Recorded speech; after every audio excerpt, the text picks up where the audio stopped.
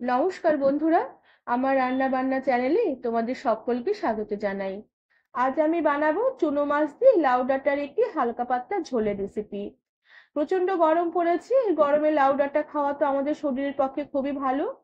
আর এই রেসিপিটি আমি পোস্ত দিয়ে বানাবো, আর এতে শরীরও আমাদের বেশ ঠান্ডা রাখবে। রেসিপিটি তোমাদের সম্পূর্ণ দেখার অনুরোধ রইলো। আর ভালো লাগলে একটি লাইক, শেয়ার আর সাবস্ক্রাইব করে দেবারও অনুরোধ রইলো। আমি এখানে লাউ ডাঁটা বেশ ভালো করে আঁশ ছাড়িয়ে লম্বা করে কেটে জলে ভিজিয়ে রেখেছি। তবে এই লাউয়ের পাতাগুলো আমি নেইনি। আর তার সাথে নিয়েছি খানিকটা আলু, পাতলা করে কেটে নিয়েছি। আর তার সাথে ডুমো করে কেটে রাখা কুমড়ো নিয়েছি। আর একটু লম্বা করে কেটে খানিকটা বেগুন নিয়েছি। সমস্ত সবজিগুলোকে বেশ ভালো করে জল দিয়ে ধুয়ে জল ঝরিয়ে নিয়েছি। আর তার সাথে অল্প করে পোস্ত, একটা কাঁচা লঙ্কা দিয়ে আমি বেটে নিয়েছি। খুব একটা বেশি পোস্ত নেইনি, অল্প করে এই 1 চামচের মতন পোস্ত আমি এখানে বেটে নিয়েছি। আর তার সাথে দেখো অল্প করে একটু চুনো মাছ এখানে আমি বেশ ভালো করে বেছে ধুয়ে নিয়েছি। আর মাছগুলোতে অল্প করে নুন আর হলুদ গুঁড়ো মাখিয়ে রেখে দিয়েছি।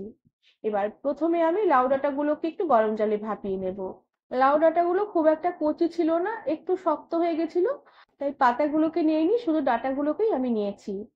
আর এভাবে সবসময় যে কচি লাউ ডাঁটা রান্না করা হবে তাও না, কখনো কখনো লাউ ডাঁটার গাছগুলো একটু বুড়ো হয়ে গেল, সেই ডাঁটাগুলো খেতে ভালো লাগে, তবে এইভাবে রান্না করলে খেতে বেশ ভালো লাগবে। লাউ ডাঁটাগুলো কড়াতে দিয়ে সাথে একটু জল দিয়ে আর সাথে একটু নুনের ছিটে ছড়িয়ে দিয়ে ঢাকা দিয়ে রেখে একটু ফুটতে দেব। আর জলটা একটু ফুটে উঠলে ঢাকনা খুলে দিয়ে গ্যাসের আঁচ বন্ধ করে দেব। আর এরপরে সমস্ত লাউ ডাঁটাগুলোকে জল থেকে উঠিয়ে নেব। তবে এই যে জলটা, এই জলটা আর আমি রান্নাতে ব্যবহার করব না, জলটা ফেলে দেবো, কেননা লাউ ডাঁটার মধ্যে অনেক সময় ভীষণ বালি থাকে, ধুলেও সে বালিগুলো যায় না। আর এইভাবে একটু গরম জলে ভাপিয়ে নিলে সে বালি ভাবটাও কেটে যাবে। এবার আমি মাছগুলোকে ভেজে নেব। এর জন্য কড়াতে পরিমাণ মতন তেল বেশ ভালো করে গরম করে নিয়েছি।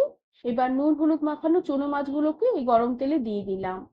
আর সমস্ত মাছগুলোকে তেল কড়াতে দিয়ে বেশ ভালো করে কড়ার তেলের উপরে ছড়িয়ে দিলাম। এরপরে মাছগুলোর এক পিঠ ভাজা হয়ে আসা অবধি আমি অপেক্ষা করব। আর মাছগুলোর এক পিঠ ভাজা হয়ে এলে মাছগুলোকে সাবধানে উল্টে দিলাম, তবে খুব একটা মাছগুলো কড়া করে ভাজবো না। মাছগুলোকে একটু উল্টে দিয়ে এরপরে একটু নেড়ে চেড়ে নেব। আর হালকা একটু ভাজা হয়ে এলে সমস্ত চুনো মাছগুলোকে আমি কড়া থেকে উঠিয়ে নিলাম। এরপর কড়ার এই মাছ ভাজার তেলেই আমি একটি তেজপাতা ছিঁড়ে ফোড়ন দিলাম। আর তার সাথে অল্প করে একটু গোটা জিরে ফোড়ন দিলাম। তেজপাতার গোটা জিরে কিছুক্ষণ একটু নেড়ে চেড়ে নেব। ফোড়নের সুন্দর একটু গন্ধ বেরোলে আমি এই তেলের মধ্যে একে একে প্রথমে আলুগুলোকে দিয়ে দিলাম। আর এরপরে আমি কুমড়োগুলোকে দিয়ে দিলাম। আলু আর কুমড়োগুলোকে তেলের মধ্যে কিছুক্ষণ একটু নেড়ে চেড়ে নেব। যেহেতু আলু আর কুমড়ো সেদ্ধ হতে একটু সময় লাগবে, এর জন্য কুমড়ো আলুগুলোকে আগে একটু ভেজে নেব, এরপরে আমি বেগুনগুলোকে ভাজবো। আলু কুমড়ো তেলে একটুক্ষণ নেড়ে চেড়ে নিয়েছি। এবার দিয়ে দিলাম অল্প করে একটু নুন আর অল্প করে একটু হলুদ গুঁড়ো, যাতে একটু ভাজার সময় একটু ভালো একটু কালারটা বোঝা যায়।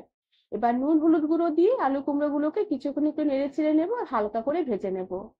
কিছুক্ষণ এইভাবে আলু কুমড়ো একটু নেড়ে চেড়ে ভাজা করে নেওয়ার পরে আমি যে বেগুনগুলো কেটে রেখেছিলাম এবার বেগুনগুলোকে দিয়ে দিলাম।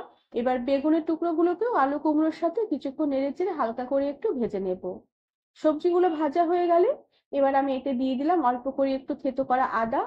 আর তার সাথে অল্প একটু ছোট সাইজের টমেটোর অর্ধেকটা একটু বেটে দিয়ে দিলাম।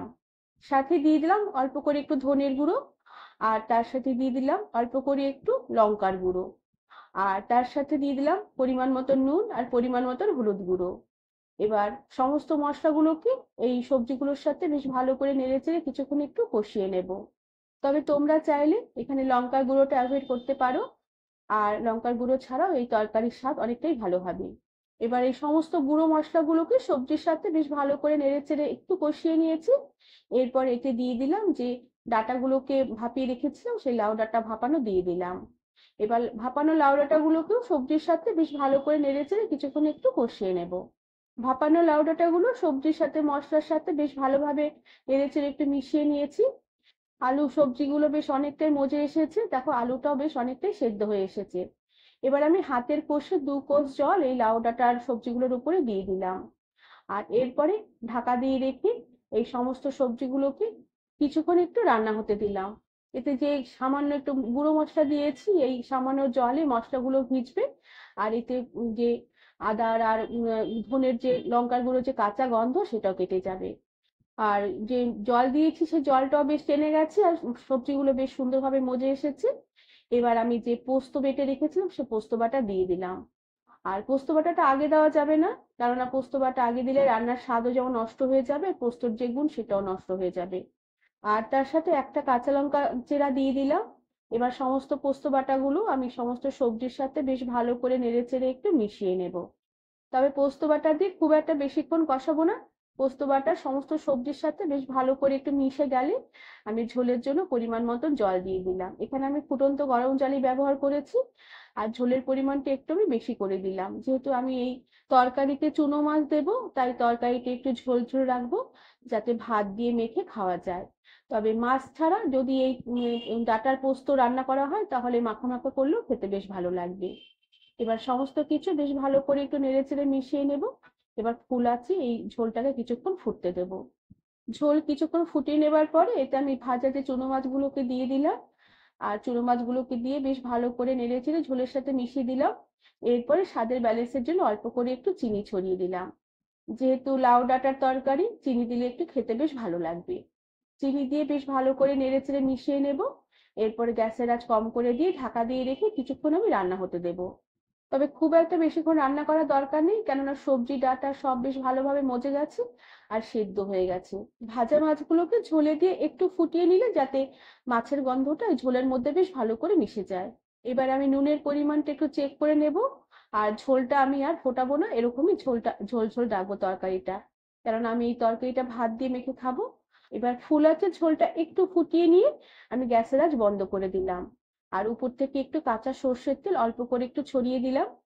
আর এরপরে ঢাকা দিয়ে রেখে কিছুক্ষণের জন্য স্ট্যান্ডিং টাইমে রেখে দেবার পরে আমি এই চুনো মাছ দিয়ে লাউ ডাঁটার ঝোলের রেসিপিটি সার্ভ করে দেব।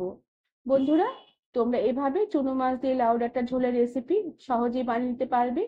প্রচন্ড গরম পড়েছে, আর এভাবে এরকম একটি হালকা পাতলা চুনো মাছ দিয়ে লাউ ডাঁটার ঝোল করলে ভাতের সাথে খেতে বেশ দারুণ লাগবে। রেসিপিটি আশা করি তোমাদের ভালো লেগেছে।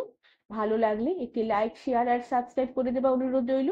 আর তার সাথে পাশে থাকা বেল আইকনটি প্রেস করে দেবে, যাতে আমার সব নতুন ভিডিও নোটিফিকেশন সবার আগে তোমাদের কাছে পৌঁছে যাবে। আজ তাহলে আসি, পরে আবার একটি নতুন রেসিপি নিয়ে দেখা হবে। ধন্যবাদ বন্ধুরা।